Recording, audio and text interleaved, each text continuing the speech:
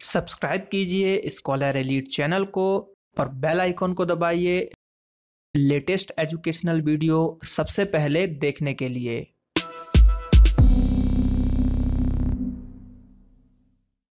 Hello दोस्तों, मैं ब्रजेश आपको यहाँ पर आज बता रहा हूँ जो हमारा साइंस की सीरीज चल रही है। तो साइंस का यहाँ पर क्विज बता रहा हूँ जो कि आपके रेलवे के लिए होगा। रेलवे के जो भी एग्जाम होने वाले हैं, चाहे वो आरपीएफ हो, चाहे वो आपका एएलपी हो, चाहे वो आपका ग्रुप डी हो, सभी में ये क्वेश्चंस आपको काम आने वाले हैं। तो आपसे रिक्वेस्ट ये है कि आप जो है इसको देखिए वीडियोस को और क्वेश्चंस को अच्छे से याद कर लीजिए।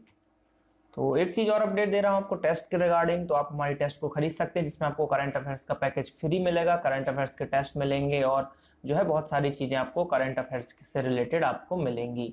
और 99 रुपए में आप हमारा एएलपी का टेस्ट खरीद सकते हैं जिसमें आपको 20 टेस्ट मिलेगा, 10 प्रैक्टिस सेट मिलेंगे, आपको सेक्शनल टेस्ट मिलेंगे। और ये बस अभी हिंदी में अवेलेबल है, इंग्लिश में अवेलेबल जल्द ही हो जाएगा आप लोगों के लिए, तो आप इसको भी दे सकते हैं। तो 99 रुपए में 20 टेस्ट, यानी कि एक टेस्ट आपको लगभग 5 रुपए का पड़ रहा है। बात करते हैं 99 रुपए में ग्रुप डी का भी टेस्ट मिल रहा है आपको। 20 फुल लेंथ टेस्ट मिलेंगे, 10 सेक्शनल टेस्ट मिलेंगे और डेमो टेस्ट आप दे सकते हैं इसके लिए। और 12 मंथ की वैलिडिटी होगी और हिंदी लैंग्वेज में ही अवेलेबल है। तो इन टेस्ट को आप नीचे एक वीडियो में लिंक दी होगी, वहां पर जाकर डेमो टेस्ट दे पाओगे और परचेस भी कर सकते हो। अगर आपको अच्छा लगता है डेमो टेस्ट दीजिए, आपको क्वेश्चंस का लेवल अच्छा लगता है तो आप उसको परचेस कीजिए और टेस्ट दीजिए और अपनी तैयारी कीजिए।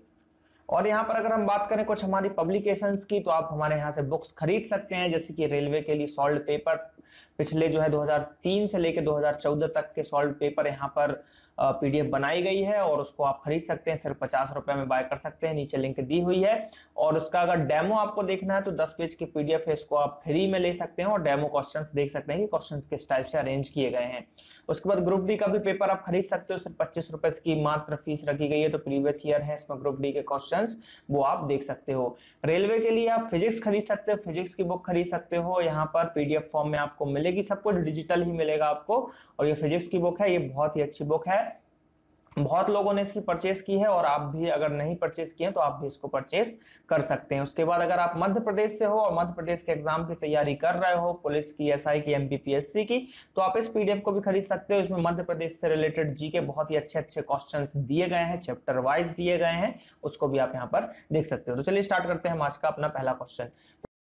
पहला क्वेश्चन हमारे पास यह है कि a body in motion essentially acquires, यानी कि एक बॉडी है जो मोशन में है तो मेनली उसमें क्या रहता है, मैकेनिकल एनर्जी या फिर हीट एनर्जी या फिर पोटेंशियल एनर्जी या फिर काइनेटिक एनर्जी।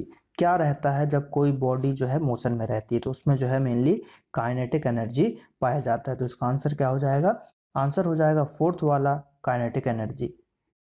अगर डिटेल की बात करें, डेफिनेशन लिखी हुई है काइनेटिक एनर्जी की जो हमने हमेशा पढ़ी है बचपन में, कि the energy possessed by the body by virtue of its motion is called kinetic energy. तो एक डेफिनेशन है यहाँ पर हमारे पास। बाकी ये बहुत ही सिंपल सी क्वेश्चन, बस एक एरोप्लेन का पूछा जाता है कि अगर हवा में एरोप्लेन उड़ रहा है तो उसमें कौन सी एनर्जी पाई जाती है। तो उसमें भैया आपको काइनेटिक भी पाई जाती है और स्टैटिक, मतलब दोनों पाई जाती है। स्थितिज ऊर्जा भी पाई जाती है और गतिज ऊर्जा भी पाई जाती है। तो ये जो है आपको थोड़ा सा याद रखना है कि भाई काइनेटिक भी पाया जाता है, मतलब एरोप्लेन एक ऐसा है जिसमें दोनों पाया जाता है। ऐसे ही बुलेट ट्रेन में भी लगभग दोनों ही हो जाएगा क्योंकि बहुत रफ्तार से वो भी चलती है। बात करते हैं अगले क्वेश्चन की, the disease osteoporosis related to. तो भैया ये हमने हमेशा पढ़ा है। ऑप्शन है हमारे पास, देखिए आइज है, हार्ट है, बोन्स है या फिर किडनी है। तो इसका जो आंसर जाता है हड्डी जाता है। ये हड्डी से रिलेटेड है। इसमें क्या होता है कि हड्डियां जो है कमजोर हो जाती हैं और ये बीमारी मेनली जो है विटामिन डी की कमी से होता है। हमारी हड्डियां कमजोर होंगी जिससे इसकी टूटने की संभावनाएं बढ़ जाती हैं। तो इसका आंसर हो जाएगा हड्डी। तो देखिए इसमें क्या करता है, वीकनेस, देखिए लिखा हुआ है यहाँ पर कि वीकनेस जो है बोन की इंक्रीज कर देता है और बोन जो है टूटने की स्थिति में आ जाते हैं। तो यही चीज यहाँ पर बोला गया है। अगला प्रश्न की अगर हम बात करें तो नेक्स्ट क्वेश्चन है हमारे पास कि full form of BIOS, computer से रिलेटेड क्वेश्चन है। तो देखिए पहला ऑप्शन है हमारे पास बाइनरी इंटरचेंज ऑपरेटिंग सिस्टम, नहीं ये गलत है। बिगनर्स इनपुट आउटपुट सिस्टम गलत है। बेसिक इंटरफेस ओरिएंटेड सिस्टम ये भी गलत है। बेसिक इनपुट आउटपुट सिस्टम बिल्कुल सही है। तो इसका आंसर होगा फोर्थ वाला। देखते हैं आंसर। जी हाँ, basic input output system BIOS और is the program a personal computer's microprocessor uses to get the computer system started after you turn it on। तो मेनली बायोस में जो क्या है, मेनली हार्डवेयर से रिलेटेड चीज़ें जो इसमें स्टोर रहती हैं पहले से, और जब हम सिस्टम को ऑन करते हैं तो हर चीज़ जो है इसी से चेक होती है। फिर ओएस लोड होता है हमारा, देन जो उसको हम बोलते हैं कि बूट हो रहा है, तो बूट में वही होता है कि ओएस लोड होता है, हमारा ऑपरेटिंग सिस्टम लोड होने लगता है और पीसी जो है हमारा स्टार्ट होता है। तो यही सब चीज़ें हैं, बायोस में कुछ चेंज हो जाते हैं तो सिस्टम स्टार्ट नहीं होता और बहुत सारी प्रॉब्लम्स आने लगती हैं। अब अगला क्वेश्चन है जो कि अच्छा क्वेश्चन है, जीका वायरस से रिलेटेड है कि Zika virus which causes neurological birth disorder is transmitted by, यानी कि जो न्यूरोलॉजिकल बर्थ डिसऑर्डर को जनरेट कर देता है जो कि है जीका वायरस, तो वो कैसे फैलता है भाई? रैट काट ले तब, मॉस्किटो काट ले तब, या मंकी काट ले, या फिर कैट काट ले, कौन काट ले तब जाके वो होगा? ठीक है, तो इसका आंसर है भैया मच्छर, मॉस्किटो बाइट्स, है ना। तो जब मच्छर काट लेते हैं तो जीका वायरस फैलता है, और ये जीका जो है वायरस फैमिली से ही रिलेट करता है। और मेनली ये कहाँ पे फैला था अगर इसकी हम बात करें तो यहाँ पे देखिए लिखा होगा युगांडा, ये देखिए युगांडा में जो है ये यहाँ पर फैला था। तो युगांडा जो है यहाँ पर अगर हम बात करें तो युगांडा में ये फैला हुआ था। तो ये आपको याद रखना है कि भाई युगांडा के फॉरेस्ट से मेनली जो है सबसे पहले 1947 में मिला था, और ये सब चीज़ें यहाँ पर हुई थी। और मेनली जो है मच्छर के थ्रू, देखिए बहुत से वायरस जो है मच्छर के थ्रू फैलते हैं, एक्सेप्ट वो अगर हम बात करें HIV वायरस, HIV वायरस जो है मच्छर के शरीर में जाने के बाद नष्ट हो जाता है। तब इस पर रिसर्च चल रही है, शायद मच्छर से ही उसका कुछ इलाज ढूंढा जाए। अगला प्रश्न है कि which of the following agent is good for purifying drinking water, यानी कि इनमें से कौन सा ऐसा एजेंट है, चार ऑप्शन में से, जो कि एक बहुत ही अच्छा एजेंट है जो कि आपके वाटर को प्यूरिफाई कर सकता है?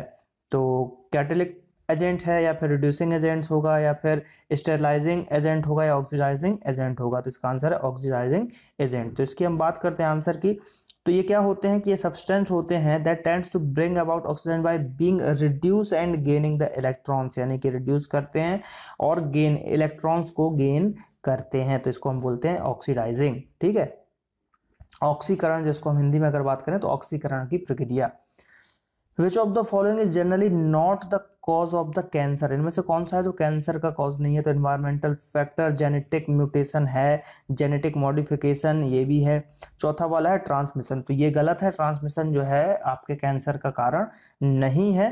देखते हैं, cancer is a group of disease involving abnormal cell growth. Mainly cancer में क्या होता है कि एक जगह की सेल अपने आप बहुत ही तेजी से ग्रोथ करने लगती है, present to in the spread to other part of the body, मतलब वही है बॉडी को नुकसान पहुंचाते हैं। मान लीजिए पैर है, पैर में कुछ मसल्स इतनी ज्यादा बढ़ने लगे कि जो है दूसरे, अब क्या होता है देखिए मेनली इसका देखिए एक जो फैक्ट समझाता हूँ मैं आपको कि मान लीजिए आपका हाथ है, हाथ की एक उंगली में कोशिकाएं बढ़ने लगी, सेल बढ़ने लगी अचानक से, तो भाई सेल बढ़ेगा तो वो ज्यादा ब्लड भी लेगा शरीर से, अगर सेल बढ़ेगा ब्लड भी लेगा, शरीर की एनर्जी वहां पे जाएगी। आपका शरीर बना है, आपके जितने शरीर में जितने सेल्स उस हिसाब से वो एनर्जी प्रोड्यूस करता है, लेकिन एक एक्स्ट्रा वहां पे कुछ ज्यादा ही मात्रा में सेल बनने लगे, उसको ज्यादा एनर्जी चाहिए, तो पूरा शरीर उसको ब्लड भी वहां पे सर्कुलेट करेगा, एनर्जी भी देगा, और वही अगर थोड़ी बहुत उसको नहीं मिल पा रही है तो वो जो है नुकसान होने लगता है, और फिर वही बोलते हैं कि कैंसर का रूप धारण कर लेता है। तो यही चीजें हैं। ठीक है, चलिए अगला क्वेश्चन है जो हमारे पास कि we see the colour of grass as green because.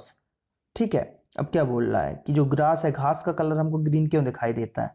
तो इसमें देखिए क्या होता है कि it reflect green light back to our eyes, या फिर एब्जॉर्ब। देखिए जो हमको किसी भी चीज का कलर ऐसा दिखाई देता है जो उस चीज को रिफ्लेक्ट करता है ना, यानी कि जो लाल दिख रहा है तो लाल को रिफ्लेक्ट करेगा, तो यहाँ पे ग्रीन है तो ग्रीन को वो रिफ्लेक्ट करेगा।